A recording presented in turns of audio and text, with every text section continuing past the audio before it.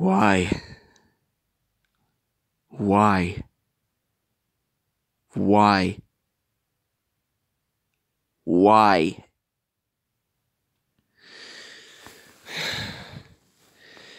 Hi guys, I'm sorry for the rather dramatic outburst there, but I just couldn't hold it in. This is just after chapter 13.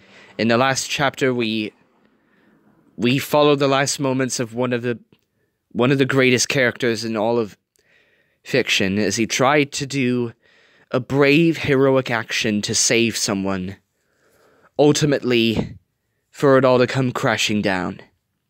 And his life was unfortunately taken before his time. He was taken before his time, and then we found some adaptation expansion. We saw Callahan actually trying to take the microbots, and there was someone with him who I gave an American accent, who I believe is going to be the main, who is also going to be the one behind it all, because he mentioned something that I believe will be important later on. So, I'm going to continue. I'll do the proper outro after this. I promise. This is chapter 14, Funeral for a Friend.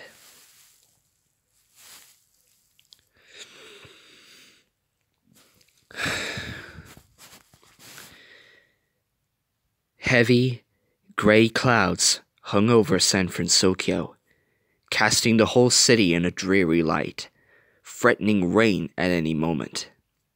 No place in the city reflected this atmosphere more than the graveyard sitting next to an old, white church in one of the city's residential neighborhoods, where a funeral procession had gathered around an open grave. Riley stood near the front of the group with her parents. Much like everyone else, she was dressed all in black, a simple dress with matching tights and shoes, her hair held back from her face by a black ribbon. Riley stared blankly at the dark brown wood casket that hung suspended over the grave, ready to be lowered once the priest had finished his prayer. Her blue eyes were unfocused, looking but not truly seeing, her mind's eye focused on images of roaring fires, her ears filled with phantom screams. Riley? Joy's voice sounded like a whisper over the other sounds within the girl's mind. Riley? Can you hear me? Riley did not respond in any way. Come on, Riley, talk to me, Joy pleaded. But her voice was quickly swallowed by the sounds of Hero screaming his brother's name. Damn it! Can't you get the thing under control? Anger snapped. Like I've been telling you guys since this started, my panel's on the fritz! Fear called back. So are ours, but you don't see them overriding everything, Disgust pointed out. This isn't the normal way it works, Mo! Fear moaned, confusion evident in his voice. My panel is sending all of these signals out, but she's not reacting to them any more than she's reacting to any of yours! It's like the depression stuff again, Disgust observed with an aggravated sigh. But it's different too. I don't get it. It's trauma, Sadness explained. She's trying to process what happened. Everything's overloaded until she can do that. Is there any way we can help? Joy questioned hopefully. I don't know, Sadness admitted hesitantly. The only reason she has so much emotional data to process is because of her empathy. The system wasn't built for this, and there aren't any manuals that can help. Well, maybe you can do something, Joy suggested nervously. I mean, you were able to unblock the problem that was causing the depression. Could you release some of the emotional data by making her cry or something? I've been trying! Sadness exclaimed, and Riley could almost see the frustrated tears in the emotion's eyes. I've tried everything I can, but she won't respond to me any more than she's been responding to any of you. I'm a failure!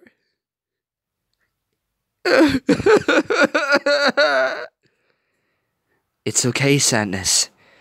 You're not a failure, Joy said with a comforting tone. We'll figure something out. There has to be something we can do. There has to be. By then, the priest had finished his prayer, his Bible held closed in his folded hands. As they began to lower the casket into the ground, Riley felt a drop of rain splatter against the top of her head. Raising her face towards the sky, Riley felt another drop splash against her face, the rainwater slowly running down her cheek as more began to fall. Blinking in surprise, Riley lowered her face and began looking around at the gathered crowd as they all started to wordlessly open their umbrellas to shield themselves from the rain. It's the heavens. The heavens themselves are crying. Jesus himself is crying over such a selfless man.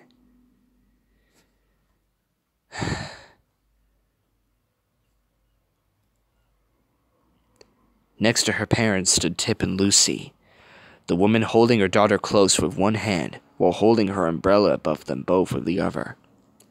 Next to them were Riley's friends, each dressed for the funeral. Fred stood with his head bowed, his hat removed, and his hair hanging limply around his face.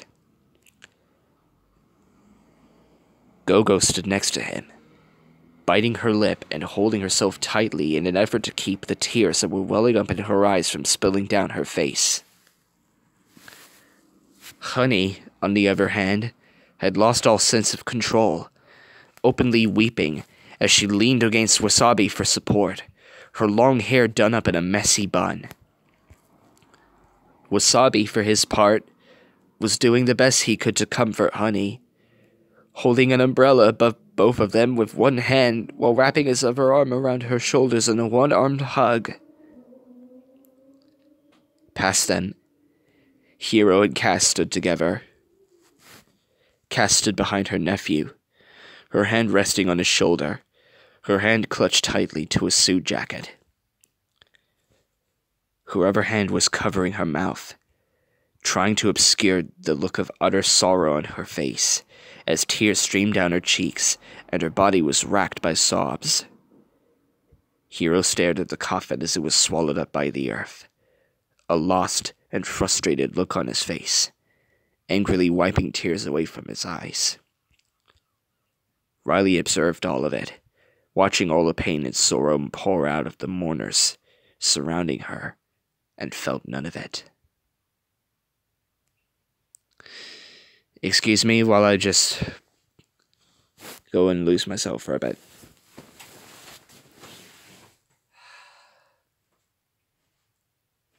I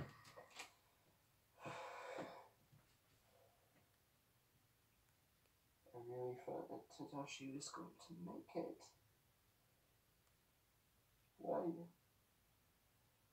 Why didn't it change? Right after yesterday, right after a hectic day, right after I witnessed one of the kindest sides of humanity, I have to sit down and read these goddamn chapters.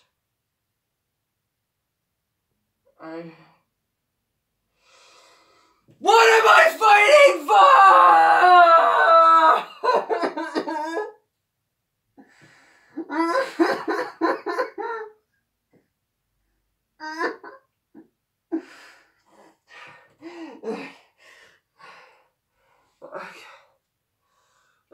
Okay. I think I'm good now. I'm really sorry about that, guys. I just needed a vent. I promise you I'm okay. I nearly cried. I just screamed out, but I'm okay. I promise I am okay. I'll keep going. I swear to God, I will keep going. I will finish this entire fanfic because I said I was going to read it all the way to the end, and you should know by now how serious I am about it. Okay? I'm sorry to be this passionate right now, but... Athena, guide me. Zeus, give me strength.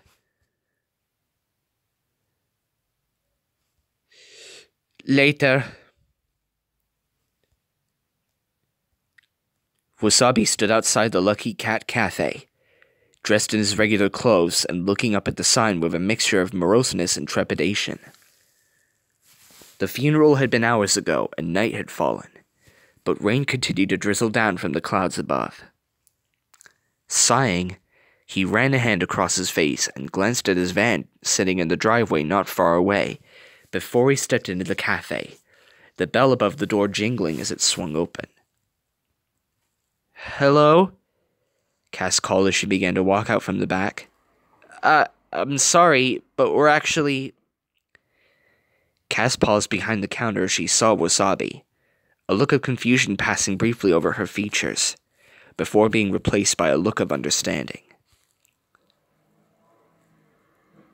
"Darren," Cass greeted, taking a moment to rub her red-rimmed eyes with one hand before looking at the young man. "I'm sorry, I didn't realize it was you." "It's okay," Wasabi replied gently as he glanced back at the door. I can come back later if you prefer." No, Cass answered quickly, shaking her hand at Wasabi.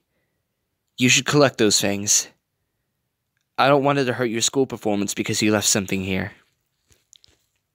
"Thank you," Wasabi said quietly, averting his eyes from Cass as he spoke. "I'll let you in. Just follow me," Cass said as she began making her way out of the cafe. No, that's really okay," Wasabi replied, quickly holding his hands out in front of him and waving them about in an effort to stop Cass. I know my way into the garage, and I know exactly where the thing I'm looking for is." "You sure?" Cass asked in concerned confusion. "It's really no trouble." "I've got it," Wasabi replied. "I only came in here because it would have been weird just walking into your garage without saying anything." "I appreciate that," Cass said with a small smile. "For the last few weeks, I've been hearing weird noises coming from in there. I'm sure it's a squirrel or something, but sometimes I swear I can hear someone talking." There was a pause in the conversation as Wasabi looked at Cass with wide eyes, before he abruptly broke out into loud laughs that seemed absurdly forced.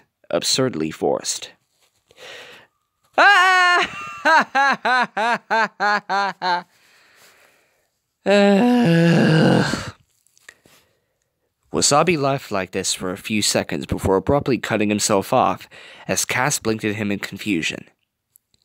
"Yeah, that's weird," Wasabi mumbled while Cass crooked an eyebrow at him before shaking her head. "Right," Cass said with a small chuckle. "You know, I'm actually surprised that you left something here. You're usually so careful about, well, everything." "Yeah, well, it happens to the best of us," Wasabi replied, rubbing the back of his neck as he gave a half-hearted smile. "It does," Cass agreed, her smile fading as she crossed her arms over her chest. "Thank you for coming today. I know it meant a lot." "I wouldn't have missed it for the world," Wasabi replied honestly, his expression full of sincerity. "None of us would have." Tadashi Hamada was their best friend. I don't care if he was a fictional character. If I'd been there in real life, if everyone was there in real life, I would have been there too. I'm just saying that right now, I would have been there too if it was real. "I know, but still." "Thank you," Cass repeated, giving Wasabi a heartfelt smile. Wasabi smiled and nodded at her before his eyes drifted to the stairs that led to the apartment above. "How's Hiro?" Wasabi questioned as he turned his gaze back to Cass in time to watch her face fall. "Oh God. He's still not talking to anyone," Cass answered, rubbing her arm as she looked at the stairs. Not even to me. He'll come around, Wasabi tried to reassure her. He just needs time.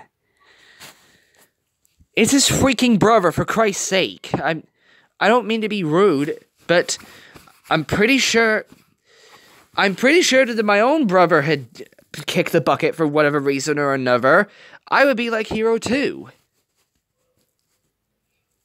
What kind of god or Buddha would permit such a tragedy?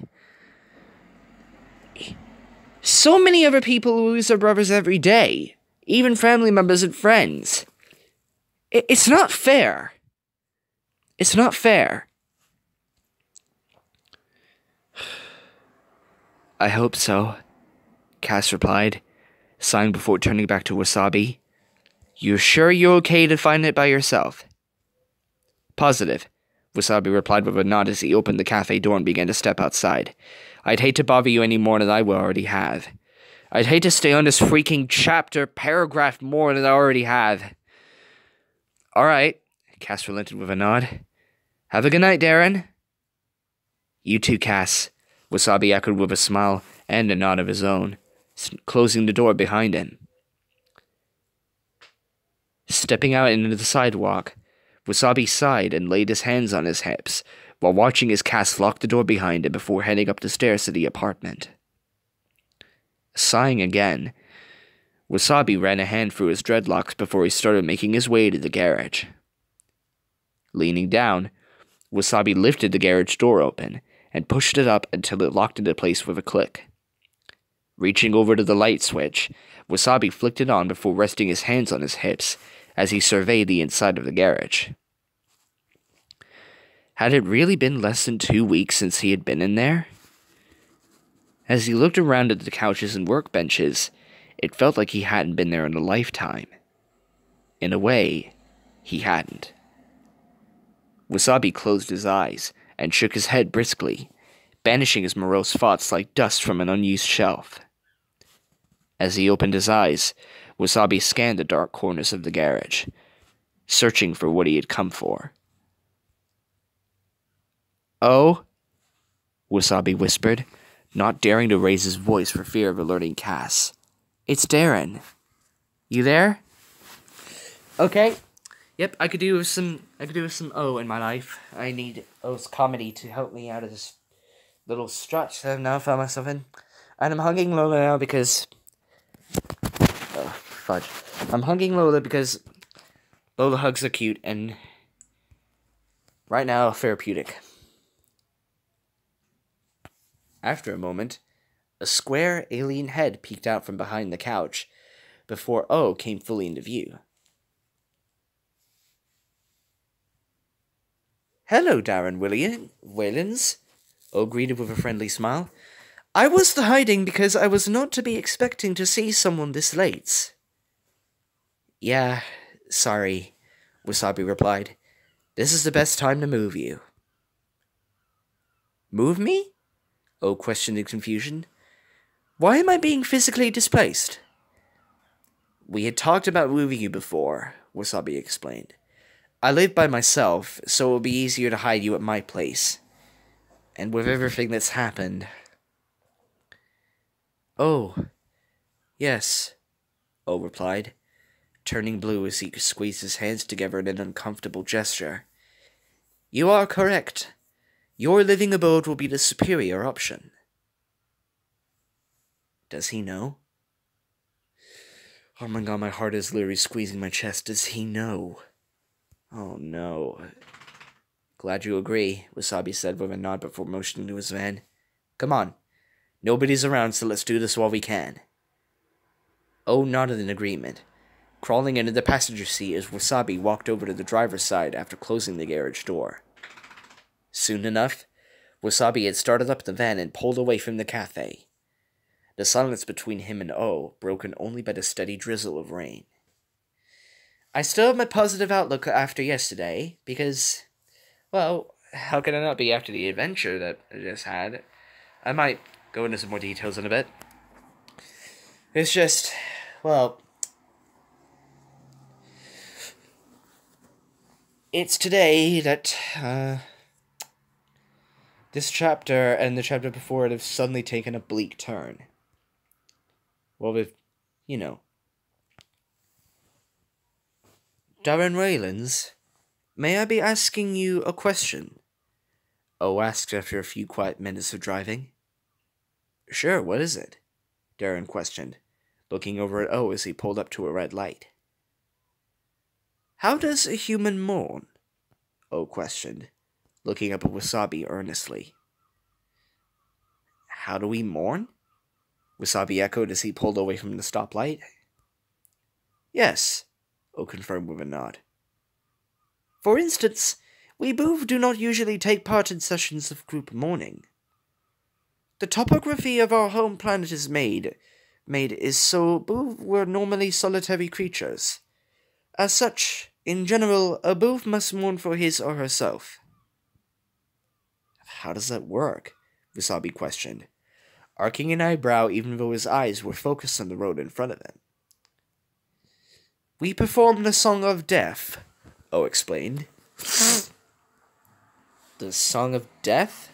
Wasabi asked, arcing his eyebrow even higher.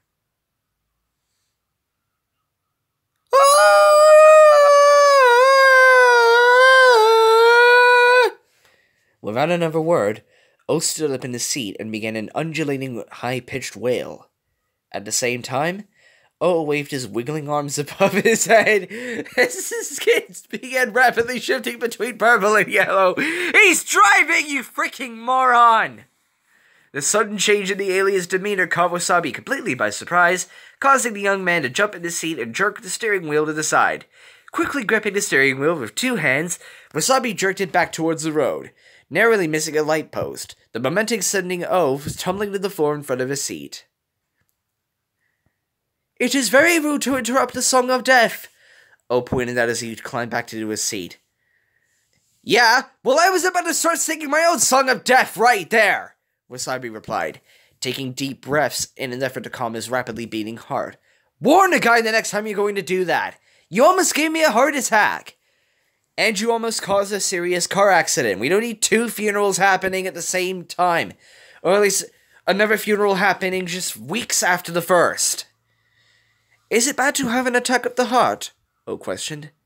Very, Wasabi answered as he recomposed himself. And to answer your other question, humans have a variety of ways in which we mourn. Some, I think, aren't too far off from yours. How do you mourn, Darren Waylands? O inquired, giving the young man an earnest expression that he regarded out of the corner of his eye. You wear black, Wasabi explained after a moment's pause, chewing his lip as he spoke. You gather together with the persons of your loved ones. You say your goodbyes to them, and then you bury them. I was at my mom's funeral with my brother, my dad, my aunt, basically our whole family and friends and people that we barely knew, to say our goodbyes to her before sending her off. We played songs from Take That at the funeral because Mom and I both love Take That a lot, and we sang songs from them. And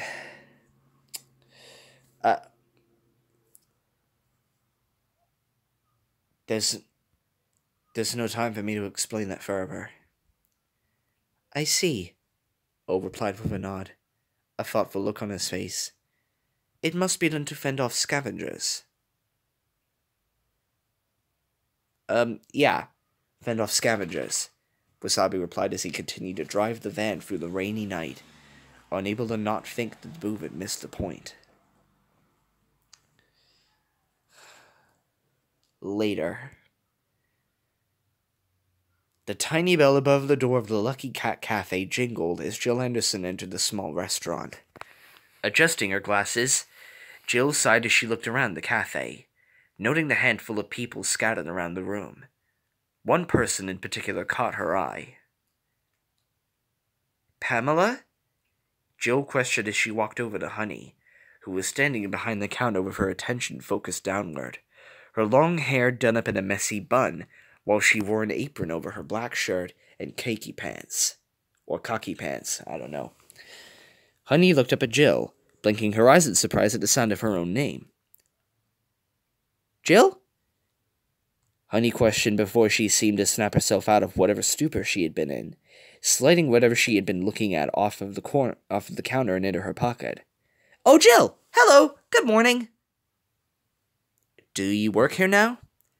Jill asked in confusion as she stepped up to the counter, quirking an eyebrow at the younger woman. As she drew closer, Jill was able to note that Honey had gone without makeup that day, allowing the bags under her red-rimmed eyes to be seen. Jill also noticed that the young woman's clothes were creased and wrinkled, and she briefly wondered if Honey had slept in them. Her freaking boyfriend is dead!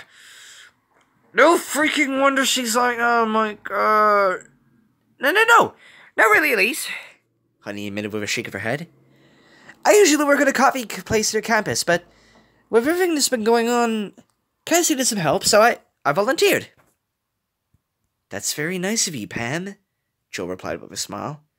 I'm sure Cass appreciates it.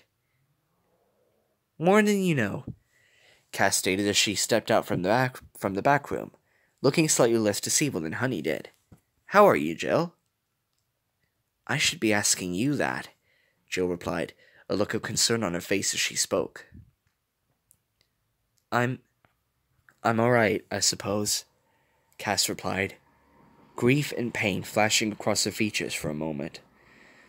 Some days are worse than others, but I think it's getting better, little by little.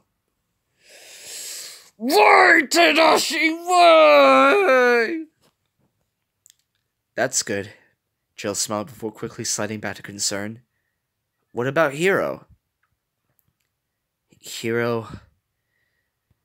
Hiro's been keeping to himself lately, Cass answered as her shoulders slumped. He spends most of his time in his room, barely even talks to anyone. I don't even know if he'll be going back to school when it starts back up.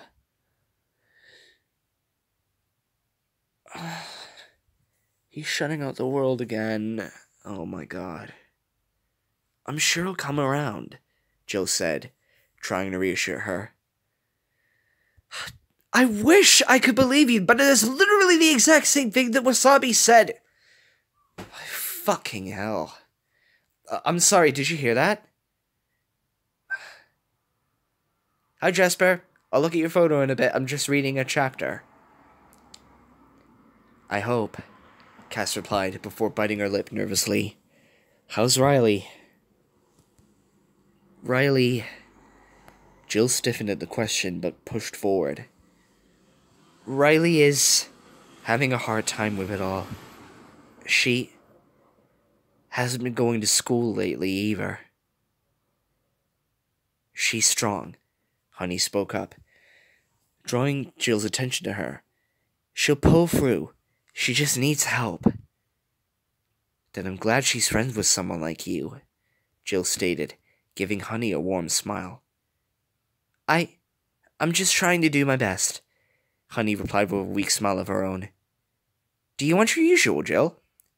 Of course, Jill answered with a nod, her expression turning uncertain. I'll get that for you right away, Honey replied, and as she turned to go, Jill noticed that the young woman's hand started to shake. Take your time, Jill stated with a gentle voice. There's no rush. Oh, don't worry, Honey replied as she grabbed one of the cafe's ceramic cups before bringing it over to the espresso machine and starting it up. I've done this a million... Ah! Honey cut herself off with a gasp of pain, quickly followed by the sound of the cup smashing against the floor, the ceramic shattering into a dozen pieces. Jill covered her mouth in shock and concern as Cass rushed over to Honey's side, the young woman taking a few quick steps away from the espresso machine while clutching a hand to her chest. Honey, are you all right?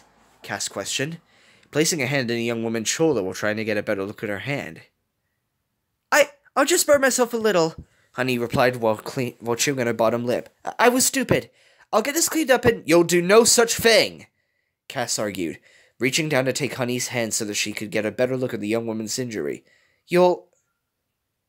Cass paused as she took hold of Honey's hands, slowly lifting her eyes to look at the young woman's face with worry.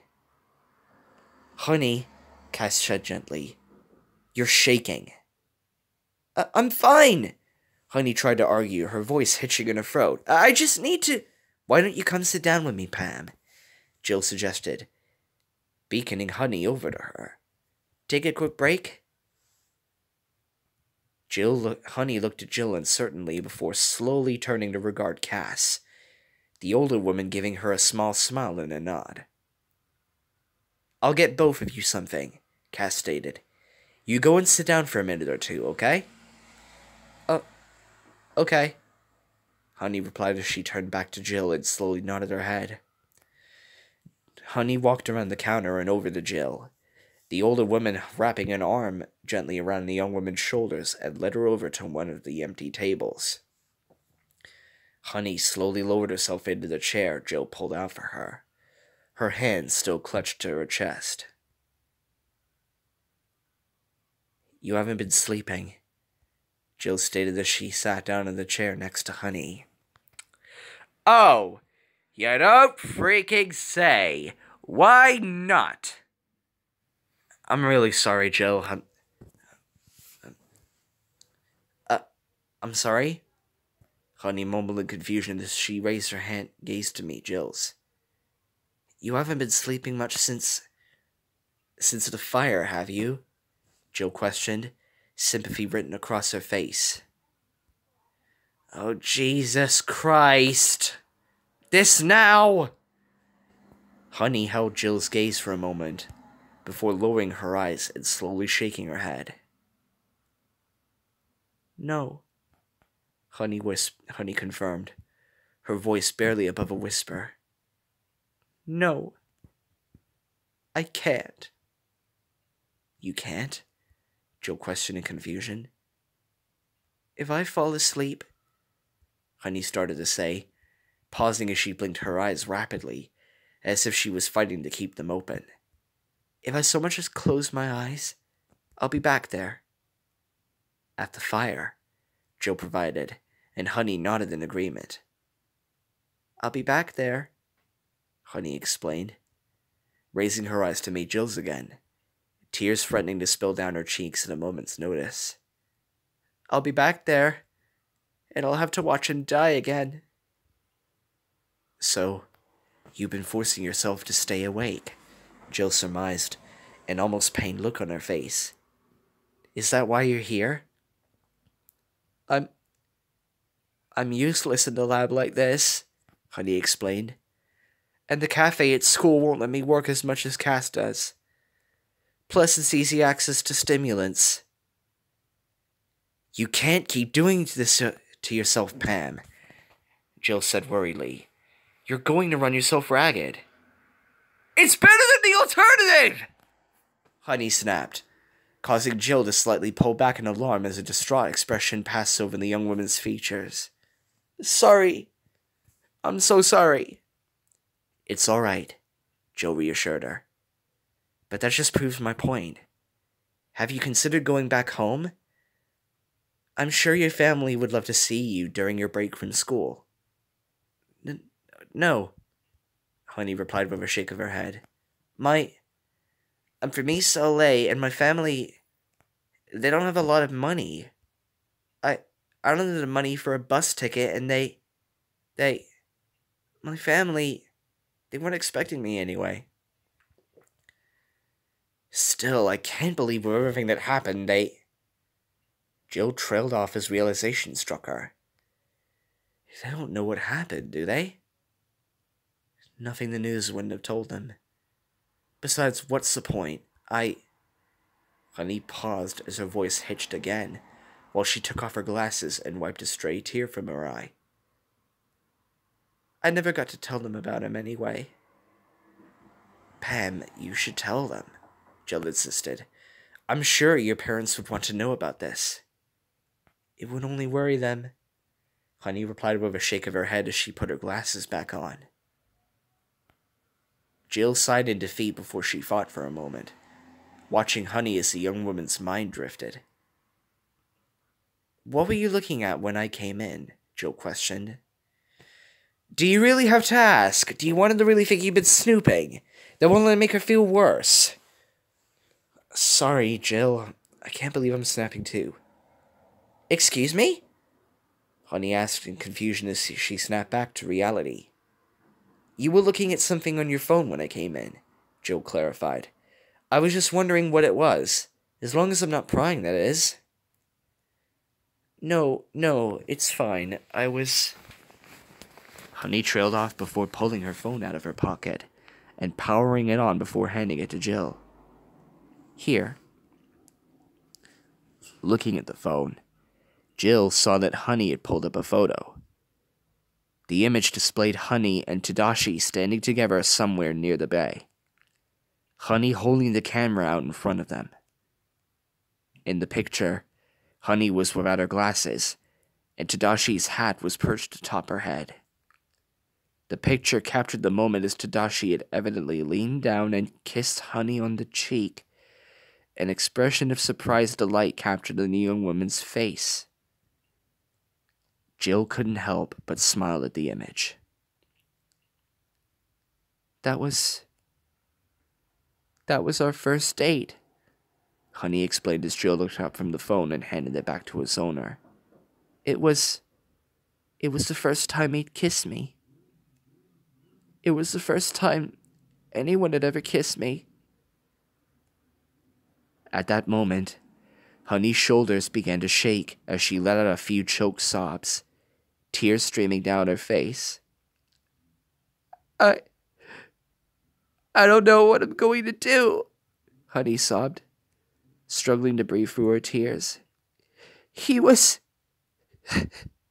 everything to me. He was my first kiss. My first. Oh God, I loved him so much.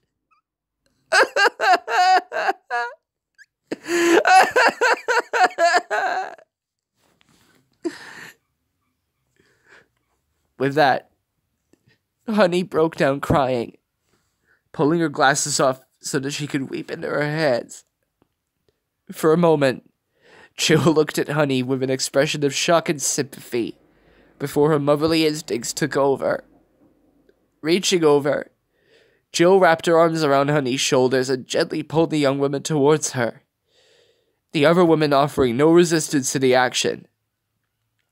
As Jill pulled Honey into a hug, the young woman buried her face into the other woman's shoulder, clutching onto Jill's shirt as she cried uncontrollably.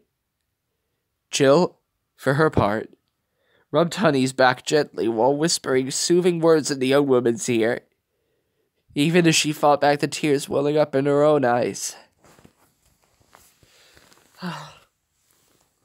Oh my God.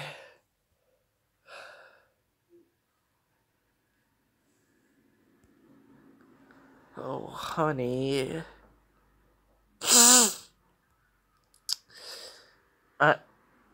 I'm gonna...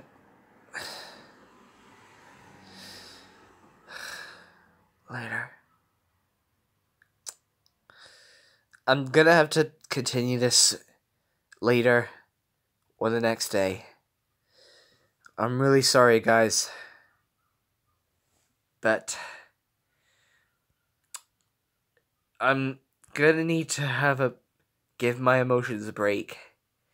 I think this whole thing, next paragraph, is basically at the end of the chapter, so... Until then, I'll see you next time.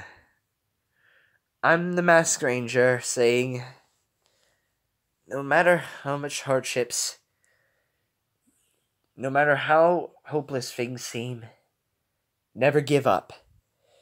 Keep moving forward and never give up hope, no matter what. And when people reach out to you in sympathy and kindness, always take their hands. Always let them know that you can see that they understand your pain. Let them know you're willing to listen. And that they're willing to listen too.